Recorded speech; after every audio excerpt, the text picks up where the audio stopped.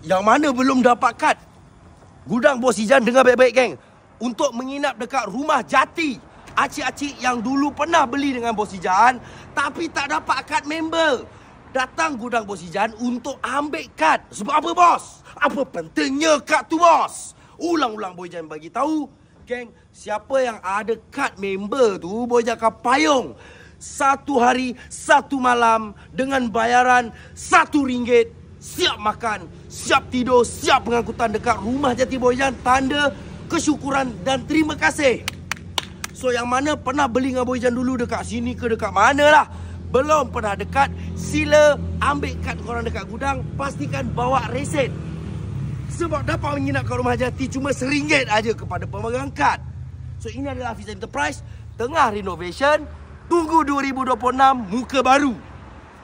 Muka baru. Produk baru. Tunggu geng. Serentak buat Jom. Okey. Awak nombor. Kau ikut apa?